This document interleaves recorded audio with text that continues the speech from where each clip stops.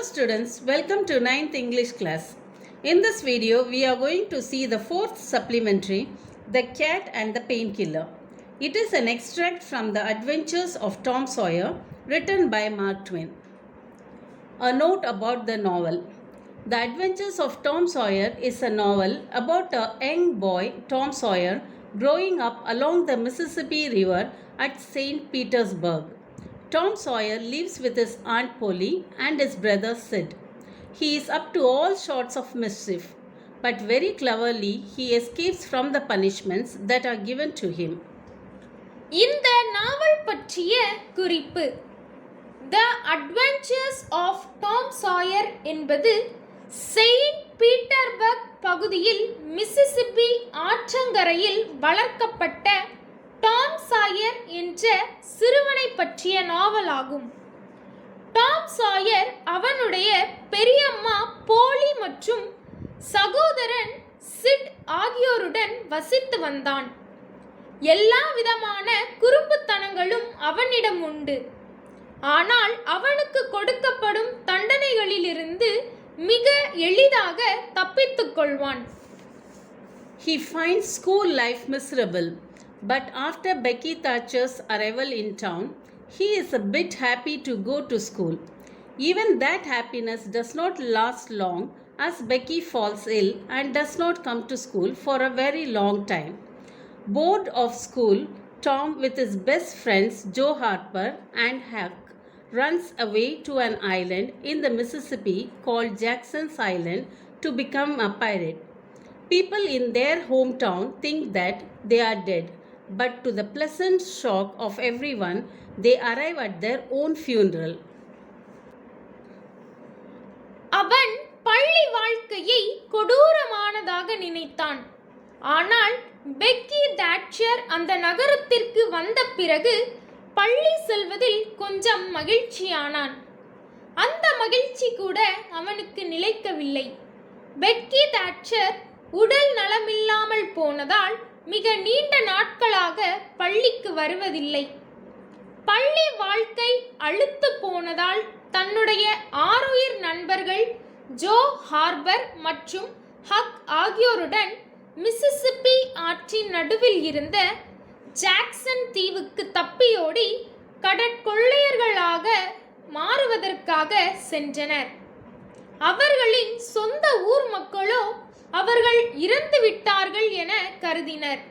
ஆனால் எதிர்பாராத விதமாக இன்ப அதிர்ச்சியாக தங்களுக்கு நடந்த ஈம சடங்கின் போது அவர்கள் அனைவரும் அங்கு வந்து சேர்ந்தார்கள். The Cat and the Painkiller is one of the episodes of Tom Sawyer where we find him playing pranks on his Aunt Polly, who loves him very much but does not show her love outwardly in order to make Tom a good boy. Now read the extract, The Cat and the Painkiller, to enjoy the pranks played by Tom Sawyer on Peter the Cat. பூனையும் வழி மருந்தும் என்பது adventures of Tom சாயரின் ஒரு அத்தியாயமாகும். பெரியம்மா போலியிடம் செய்யும் குறும்புத்தனங்கள் இதில் இடம்பெற்றுள்ளன. பெரியம்மா போலி டாம் சாயரை மிகவும் அன்பு செய்தாள். ஆனால் டாமை நல்ல பையனாக வளர்க்க வேண்டும் என்பதற்காக அதை வெளியில் காட்டிக்கொள்ள மாட்டாள். இப்போது பூனையும் வழிமருந்தும் என்ற இந்த கதை பகுதியை படித்து பீட்டர் என்ற அந்த பூனையிடம் டாம் சாயர் செய்யும் குறும்புத்தனங்களை ரசிப்போம். Becky Thatcher, his friend, had stopped coming to school.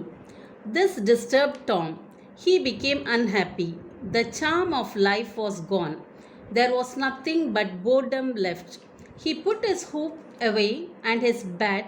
There was no joy in them anymore, and so his Aunt Polly was concerned. She was infatuated with patent medicines and all new methods of producing health or mending it. She was an incurable experimenter in these things. Tom சாயரின் தோழி Becky Thatcher பள்ளிக்கு வருவதை நிறுத்திவிட்டாள். இது டாமை மிகவும் வருத்தமடைய செய்கிறது. அவன் மகிழ்ச்சியற்றவனாக மாறினான். வாழ்வின் அழகு போய்விட்டது. அங்கு ஒன்றுமே இல்லை, ஆனால் சலிப்பு மட்டுமே மிஞ்சியது. அவன் வளையத்தையும் கிரிக்கெட் மட்டையையும் தூக்கி தூரமாக வைத்தான். அவை அவனுக்கு மகிழ்ச்சியை தரவில்லை. இதனால் பெரியம்மா போலி மிகவும் கவலையடைந்தாள். அவளுக்கு காப்புரிமை பெற்ற மருந்துகள் மீதும் உடல் நலம் காக்கும் புதிய முறைகள் மீதும் கொள்ளை பிரியம். இவற்றில் அவள் குணப்படுத்த முடியாத பரிசோதனையாளர். She began to try all manners of remedies on Tom. The water treatment was new now, and Tom's low condition was a windfall to her. She had him out at daylight every morning, stood by him up in the woodshed, and drowned him in cold water. Then she rubbed him hard down with a towel like a file. Then she rolled him up in a wet sheet and put him away under blankets. அவள் எல்லா வகையான தீர்வுகளையும் டாமை வைத்து பரிசோதனை செய்ய தொடங்கினாள். அதில் தண்ணீர் சிகிச்சை புதியது. டாமின் மோசமான நிலை அவள் எதிர்பாராதது. தினமும் காலையில் சூரிய வெளிச்சத்தில் அவனை வெளியே அழைத்து சென்றாள். விறகு பட்டறை அருகே அவனோடு நின்றாள். அவனை குளிர்ந்த நீரில் மூழ்கச் செய்தாள். பிறகு துண்டால் ஒரு அரத்தை வைத்து தேய்ப்பது போல் அவனை அழுத்தி தேய்த்து துடைத்தாள். ஒரு நனைந்த துணியில் அவனை வைத்து படுக்கைக்கு அடியில் வைத்து உருட்டினாள். Yet notwithstanding all this, the boy grew more and more sad and pale and dejected. She added hot baths, sitz baths, shower baths and plunges. The boy remained bored. She began to assess the water with a slim oatmeal diet and blister plasters. She calculated his capacity and filled him up every day with quack cure-alls. இருப்பினும் இதையெல்லாம் தாங்கிக் கொள்ள இயலாமல் மேலும் மேலும் அவன் சோர்வடைந்து வெளிறிப்போய் மனம் தளர்ந்து போனான். அவளோ இன்னும் சுடுநீர் குளியல், நீரில் அமரும் குளியல், தெளிப்பு நீர் குளியல் மற்றும் நீரில் குதித்தல் போன்றவற்றையும் சேர்த்து கொண்டாள். பையன் இன்னும் சளைப்படைந்தவனாகவே காணப்பட்டான். மெல்லிய ஓட்ஸ் தானிய உணவு கொடுத்து உதவினாள். பல்வேறு பிளிஸ்டர் பிளாஸ்டர்களையும் ஒட்டி உதவினாள். அவனுடைய தாங்கும் திறனை கணக்கிட்டு தினமும் பல்வேறு குணமாக்கும் வழிமுறைகளை கண்டுபிடிக்கலானாள்.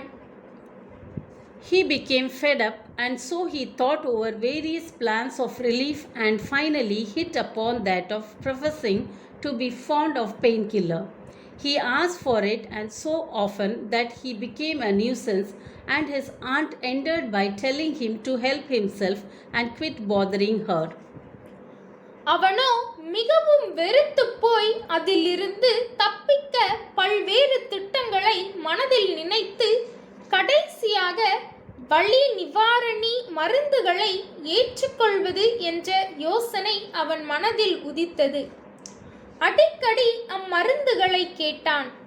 அவன் ஒரு தொந்தரவாக மாறிப்போனான்.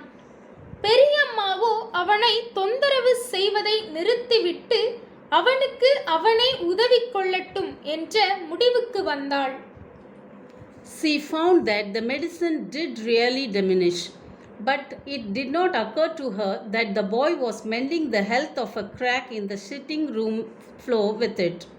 One day, Tom was in the act of dosing the crack when his aunt's cat Peter came along purring, eyeing the teaspoon greedily and begging for a taste. Tom said, "Don't ask for it unless you want it, Peter." But Peter signified that he did want it. "You better make sure." உண்மையில் மருந்துகள் குறைவதை அவள் கண்டுபிடித்தாள். ஆனால் பையன் அவற்றை வைத்து அமரும் அறையில் இருந்த வெடிப்புகளின் விரிசல்களை மருந்து பூசி அடைத்து கொண்டிருந்தான் என்பது அவளுக்கு தெரியவில்லை. ஒரு நாள் டாம் அந்த வெடிப்புக்கு மருந்து கொடுத்து கொண்டிருக்கும் வேளையில் பெரியம்மாவின் பூனை பீட்டர் சத்தமிட்டு கொண்டே அந்த மருந்து கொடுத்து கொண்டிருந்த தேக்கரண்டியை பொறாமையாக பார்த்தபடி வந்தது. அதை சுவைக்க அவனிடம் மன்றாடியது. டாம் சொன்னான், உனக்கு தேவை இல்லாதொழிய இதை கேட்காதே Peter.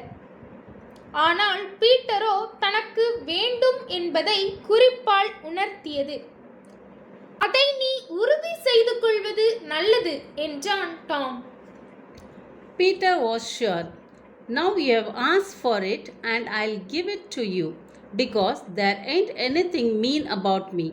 But if you find you don't like it, you mustn't blame anybody but your own self. Peter உறுதி செய்தது. இப்போது நீ அதை கேட்டுள்ளாய். நான் உனக்கு அதை கொடுப்பேன். ஏனெனில் அதற்கு என்னிடம் எந்த காரணமும் இல்லை. ஆனால் உனக்கு அது பிடிக்கவில்லை என்று தெரிய வந்தால் யாரையும் குறை சொல்ல கூடாது. ஆனால் நீயேதான் பார்த்து கொள்ள வேண்டும் என்றான். Peter was agreeable. So Tom opened his mouth and poured down the painkiller. Peter sprang a couple of yards in the air and then delivered a war whoop and set off round and round the room, banging against furniture, upsetting flower pots, and making general confusion. Next, he rose on his hind feet and danced around in a frenzy of enjoyment, with his head over his shoulder and his voice proclaiming his happiness. Then he went tearing around the house again, spreading chaos and destruction in his path. Peter ஒத்துக்கொண்டது. எனவே Tom அதன் வாயை திறக்க வைத்து வலி நிவாரணி மருந்தை வாயில் ஊற்றினான். பீட்டர் துள்ளியபடி சில அடிகள் காற்றில் பறந்து தள்ளி விழுந்தது. பிறகு போருக்கு தயாராகும் சத்தத்தை எழுப்பியது. அந்த அறையை சுற்றி சுற்றி வந்தது. ஜாமான்கள் மீது மோதியது. பூத்தொட்டிகளை தள்ளிவிட்டது. ஒரு பெரிய குழப்பத்தை உண்டு பண்ணியது. அடுத்து அது பின்னங்கால்களை ஊன்றி நின்றது. சந்தோஷ மிகுதியில் சுற்றி சுற்றி தோள்களுக்குள் தலையை வைத்துக்கொண்டு நடனமாடியது. அது ஏற்படுத்திய சத்தம் அது கொண்டிருந்த மகிழ்ச்சியை காண்பித்தது. பிறகு அந்த வீட்டை அங்கும் இங்கும் பிரண்டிக் கொண்டே சென்றது. கூச்சல் அதிகமானது. அதன் பாதையில் பேரழிவு ஏற்பட்டது. Aunt Polly entered in time to see him throw a few double somersaults, deliver a final mighty hurrah, and sail through the open window, carrying the rest of the flower pots with him. The old lady stood petrified with astonishment, peering over her glasses. Tom lay on the floor, expiring with laughter. பெரியம்மா போலி சரியான நேரத்தில் அது சில குட்டி கரணங்களை போட்டுக் கொண்டிருந்த போது உள்ளே நுழைந்தாள். இறுதி வெற்றி களிப்பில் துள்ளி குதித்து திறந்திருந்த ஜன்னல் வழியாக குதிக்கும் போது மீதமான பூத்தொட்டிகளையும் தள்ளிவிட்டு அது கீழே விழுந்தது. அந்த வயதான பெண்மணி பய அதிர்ச்சியில் தன் கண் கண்ணாடி வழியே வெறித்து பார்த்தபடி அப்படியே உறைந்து போய் நின்றாள். டாம் தரையில் விழுந்தபடி பயங்கரமாக சிரித்தான். Tom, what on earth ails that cat? I don't know, Aunt, gasped the boy. Why, I never see anything like it. What did make him act so? Deed, I don't know, Aunt Polly. Cats always act so when they are having good time. They do they? There was something in the tone of that made Tom apprehensive. Yes, that is, I believe they do. You do? Yes, Tom, எது அந்த பூனையை தொந்தரவுக்கு உள்ளாக்குகிறது? இந்த பூமியில் எது அந்த பூனையை இந்த பாடுபடுத்துகிறது என்றார் பெரியம்மா. எனக்கு தெரியாது பெரியம்மா என காற்றை உள்ளிழுத்தபடியே பையன் சொன்னான். ஏன் இது போன்று அது நடந்து கொள்கிறது? இப்படி அது நடந்து கொள்வதை நான் பார்த்ததே இல்லையே. எது அதை இவ்வாறு நடந்து கொள்ள செய்கிறது என்றார் போலி. உண்மையில் எனக்கு தெரியவில்லை பெரியம்மா. பூனைகள் சந்தோஷமாக இருக்கும்போது இது போன்று நடந்து கொள்ளும் என்றான் டாம். அவை அப்படி செய்யுமா? அவள் கேட்ட அந்த தோணி டாமை வருத்தமடைய செய்தது. ஆம், அப்படிதான், நான் நம்புகிறேன், அவை அப்படி செய்யும் என்றான் டாம். நீ அப்படி செய்வாயா? ஆம். The old lady bent down and took the teaspoon and held it out. Tom winced and dropped his eyes. Aunt Polly raised him by the usual handle, his ear, and cracked his head soundly with her thimble. Now, sir, what did you want to treat that poor dumb beast so far? அந்த வயதான பெண்மணி குனிந்து அந்த தேக்கரண்டியை எடுத்தாள். கையில் வைத்து பார்த்தாள். Tom கண்களை கீழிறக்கி சிரித்தான். பெரியம்மா போலி வழக்கம் போல அவனது காதை பிடித்து மேலே தூக்கினாள். கை விரலில் அணிந்திருந்த உலோக உறையால் அவன் தலையில் சத்தமாக ஒரு குட்டு கொடுத்தாள். இப்போது பாவம் இந்த வாயில்லா ஜீவனை என்ன செய்ய விரும்பி இப்படி வைத்தியம் செய்தீர்கள் சார் என்றாள். I done it out of pity for him because he hadn't any aunt. Hadn't any aunt, you numbskull? What has that got to do that with it? It's because if he had had one, she would burnt him out herself. She had a roasted bowl out of him without any more feeling than if he was a human.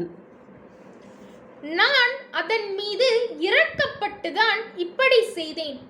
ஏனெனில் அதற்கு பெரியம்மா என்று யாரும் இல்லையே என்றான். பெரியம்மா என்று யாரும் இல்லையா? உணர்வற்ற மண்டையோட்டை உடையவனே, அதை வைத்து இன்னும் என்னவெல்லாம் செய்தாய் என்றார் போலி. ஏனெனில் ஒருவேளை பூனைக்கு ஒரு பெரியம்மா இருந்திருந்தால் அவள் அவனை எரித்திருந்திருப்பாள். ஒருவேளை அவன் ஒரு மனிதனாக இருந்தான் என்ற உணர்வு இருந்திருந்தால் அவனது குடலை எரித்திருந்திருப்பாள் என்றான். Aunt Polly felt a sudden painful regret. This was putting a thing in a new light. What was cruelty to a cat might be cruelty to a boy too. She began to soften. She felt sorry. Her eyes watered a little and she put her hand on Tom's head and said gently, I was meaning for the best, Tom, and Tom, it did do you good. பெரியம்மா போலி திடீரென அதிகமாக கவலைப்படத் தொடங்கினாள். அது அவளை புதியதோர் பார்வையில் யோசிக்க வைத்தது. பூனைக்கு செய்தது கொடூரம் என்றால் பையனுக்கும் கொடூரம்தானே. அவள் சாந்தமானாள். அதற்காக வருத்தப்பட்டாள். கண்களில் நீர் திரண்டது. தன் கைகளை டாமின் தலையில் வைத்து அமைதியாக சொன்னாள். நான் நன்மைக்காகவே செய்தேன் டாம். மேலும் அது உனக்கு நல்லதை செய்தது என்றாள். Tom looked up in her face with just a recognizable twinkle peeping through his gravity. I know you was meaning for the best, auntie, and so was I with Peter. It done him good too. I never see him around so since. Oh, go along with you, Tom, before you annoy me again, and you try and see if you can't be a good boy for once, and you needn't take any more medicine.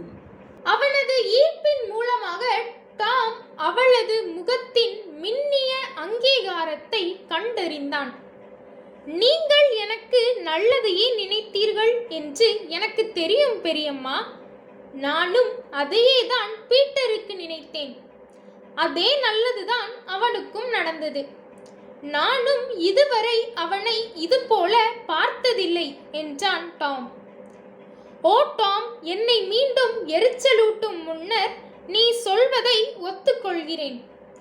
ஒருவேளை நீ நல்ல பையனாக இருக்க முடியாமல் போனால் நீ முயற்சியாவது செய்து பார் நல்ல பையனாக இருக்க.